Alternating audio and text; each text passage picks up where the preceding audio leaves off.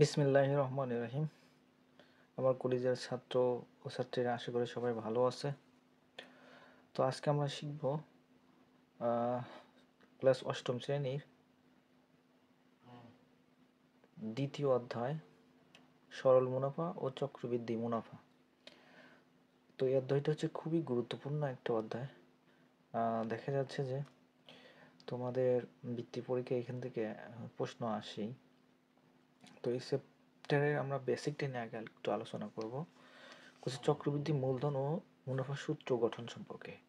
তো সহজভাবে বুঝতে হলে আমাদের প্রথমে চক্রবৃদ্ধি সুদের ধারণা পরিষ্কার করতে হবে।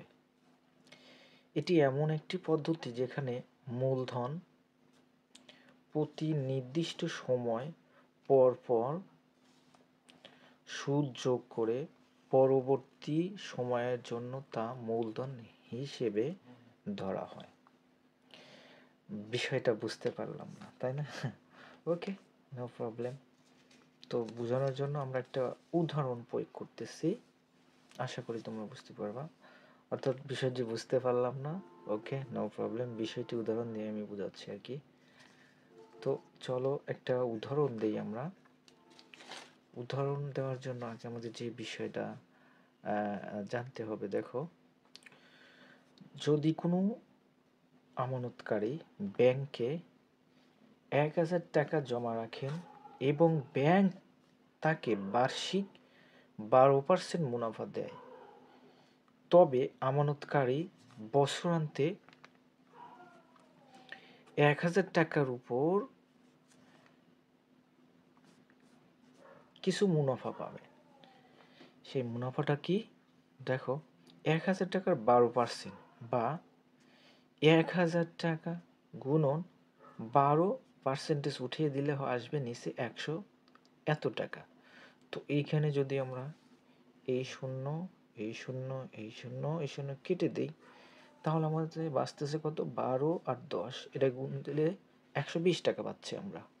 ওকে, বুঝতে পারছো অবশ্যই। তো তখন 2 বছরের জন্য তার মূলধন হবে তাহলে কত? 1 বছর কিন্তু কাটলো, এই টাকাটা আমরা খাটানো হলো আর কি। তো আগে ছিল 1000 টাকা জমা দিয়েছিল, আর 1 বছর খাটানোর ফলে 120 টাকা মুনাফা পাইলো, অর্থাৎ সুদ পাইলো। তাহলে মোট কত হলো? 1120 টাকা, যা তার চক্রবৃদ্ধি মূলধন। এই 1120 টাকা আবার দ্বিতীয় বছর খাটবে। খাটানোর পর কত টাকা হয় আমরা একটু দেখি। তো দেখো, এবার একটু খেয়াল করো সবাই। ওই যে আমরা 1120 টাকা দ্বিতীয় বছরের জন্য আবার আমরা পরবর্তী বছর এই টাকাটা আমরা ব্যাংকে রাখলাম, আবার সেই 12% মুনাফা যদি দেয় ব্যাংক আমাদেরকে, তাহলে সেই 1120 টাকার 12% সমান লেখা যায় 1120 গুণন 12% উঠিয়ে দিয়ে আমরা দিলাম 100 টাকা দ্বারা ভাগ, 100 দ্বারা ভাগ দিলাম, দেওয়ার পরে আমাদের কাটাকাটি করে 134.40 টাকা পাইলাম। তো দেখো, তাহলে দ্বিতীয় বছর এটা কিন্তু খাটার পর তৃতীয় বছরের জন্য তাহলে মূলধন আমরা কত হবে? আগের সেই যে 1120 টাকা খাটলো, আর এখন আমাদের 1120 টাকা 12% যদি মুনাফা দেয়, সেখান থেকে আমরা 134.40 টাকা পাই। সেই টাকাটা যদি 1120 টাকার সাথে যোগ দিই, তাহলে হতেছে কত? 1254.40 টাকা, অর্থাৎ 1254 টাকা 40 পয়সা, যা তার চক্রবৃদ্ধি মূলধন। এইভাবে প্রতি বছরান্তেই ব্যাংকে আমানতকারীর মূলধন বাড়তে থাকবে। এই বৃদ্ধিপ্রাপ্ত মূলধনকেই বলা হয় চক্রবৃদ্ধি মূলধন। আশা করি তোমরা বিষয়টা বুঝতে পারছো। এখন চলো আমরা এর সূত্র গঠন নিয়ে আলোচনা করি, কিভাবে সূত্রটা আসলো এই চক্রবৃদ্ধি মূলধনের। তো সেই সূত্র আসার জন্য তো প্রথমে আমাদের সূত্র ফরম্যাটটা আগে আমাদের জানতে হবে। দেখো, সূত্র গঠন প্রক্রিয়াটা আমাদের জানতে হবে। তাহলে সূত্র গঠনের প্রক্রিয়া আমরা যা পাই, দেখো খেয়াল করো,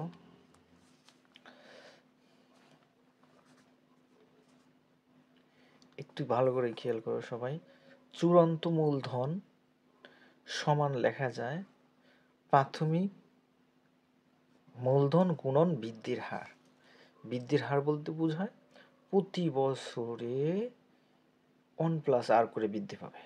ওকে, তো বিষয়টা আরও একটু গভীরে যাই আমরা।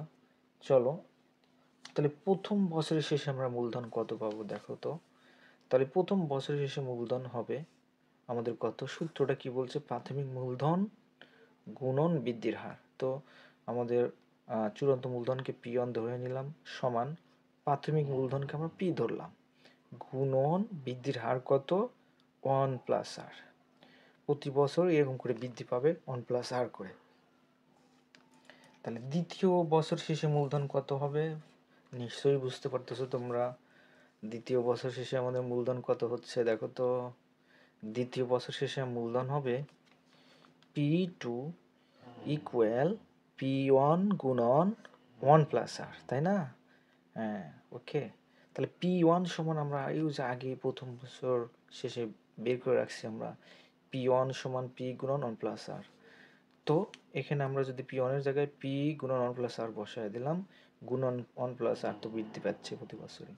তাহলে P গুণন 1+r আর 1+r দুইটা আছে, সেই জন্য আমরা লিখতে পারি 1+r হোল স্কোয়ার। নিশ্চয়ই বুঝতে পারছো এবার। ওকে, এবার আমাদের তৃতীয় বছর শেষে কত হয় দেখো তো। এবার নিশ্চয়ই বুঝতে পারছো, তোমরা বলতে পারবা। হ্যাঁ, তৃতীয় বছর শেষে মূলধন হবে তাহলে কত, P3, তাই না? P3 ইকুয়াল P2 গুণন 1+r করে বৃদ্ধি পাবে, কারণ প্রতি বছরই 1+r করে বৃদ্ধি পাবে। তো আগেরটা বৃদ্ধি পেয়ে কত ছিল দেখো, P2 ইকুয়াল P গুণন 1+r হোল স্কোয়ার।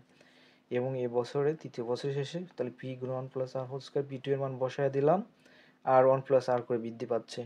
তাহলে 1+r হোল স্কোয়ার দুইটা আর এই একটা, তাহলে কয়টা হলো নিশ্চয়ই বুঝতে পারছো। তাহলে P ইন্টু 1+r তারপর কিউব।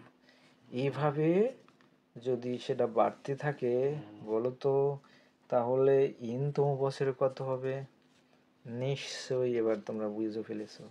তাহলে তম বছরে হবে কত, তম বছরে মূলধন হবে C সমান P গুণন 1+r to the power n, তাই না? হ্যাঁ, কারণ ওই যে এখন ওই আমরা 3 জায়গায় 1 2 3 বসালাম, এখন এর জায়গায় শুধু nটা বসায় দিলাম। তাহলে সুতরাং সির কে বলবো চক্রবৃদ্ধি মূলধন, যেটা সি সমান লেখা যায় P গুণন 1+r to the power n। এখন এইটাই আমরা প্রয়োগ শিখব।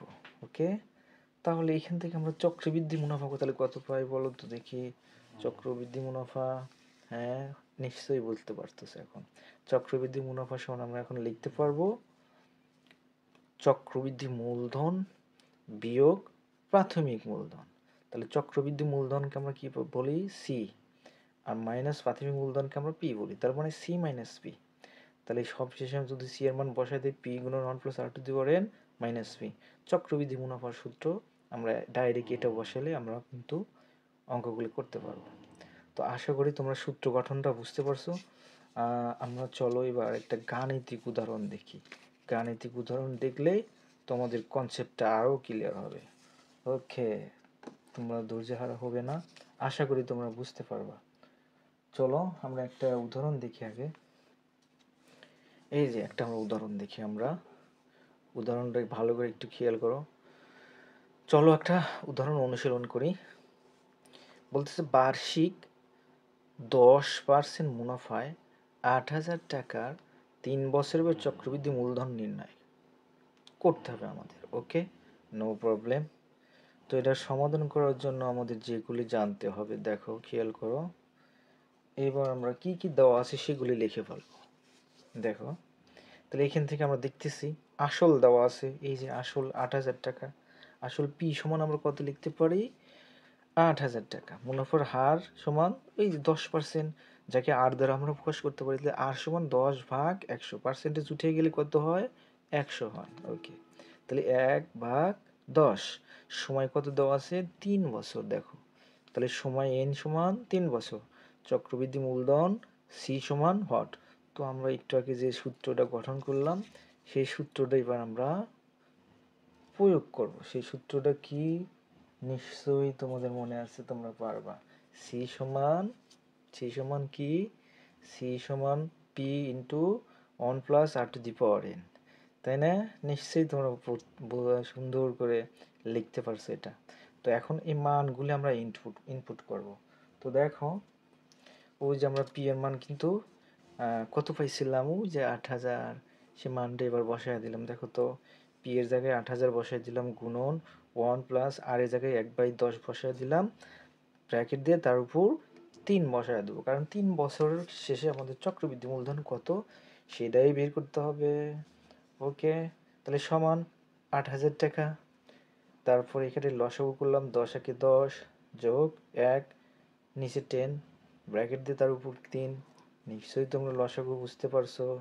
ওকে, এরপর আমরা যদি 10 আর 1 যোগ করি, তাহলে বলো তো কত হচ্ছে? 11 হচ্ছে, তাই না? তাহলে 8000 গুণ 11/10 তার উপর কিউব। আচ্ছা, এবার বলো তো 11কে 10 দ্বারা ভাগ দিলে কত হয়? 8000 তো আগে থেকেই আছে, 1.1 তার উপর কিউব। ওকে, হ্যাঁ, অবশ্যই বুঝতে পারছো। এবার একটু খেয়াল করো, 1.1 তার পাওয়ার যদি কিউব হয়, তাহলে সেটাকে আমরা কিভাবে লিখতে পারি বলো তো? এই যে দেখো, তোমরা নিশ্চয়ই পারবে। এদিক খেয়াল করো, দেখো, তাহলে 8000 গুণন 1.1 গুণন 1.1 গুণন 1.1। কেন লিখলাম 3 বার? কারণ পাওয়ার আছে 3টা, এই জন্য 3 বার লিখতে হবে। তাহলে এটাকে যদি গুণ দেই আমাদের ক্যালকুলেটর দিয়ে, তাহলে 1.331। তো 1.331কে যদি 8000 দিয়ে গুণ দিই, তাহলে 10,648 টাকা পাই। এটাই আমাদের আনসার। নিশ্চয়ই তোমার বিষয়টা বুঝতে পারছো। যদি আমার এই টিউটোরিয়াল থেকে তোমরা কিছু শিখে থাকো, তো অবশ্যই আমার চ্যানেলটাকে সাবস্ক্রাইব করে আমার পাশে থাকবা, এবং তোমাদের কোন কোন অধ্যায়গুলি বেশি বেশি দরকার সেই অধ্যায়গুলো আমি অবশ্যই টিউটোরিয়াল আকারে তোমাদের সলভ করব। তো আজকে পর্যন্ত এই পর্যন্তই। ধন্যবাদ, সবাই ভালো থেকো।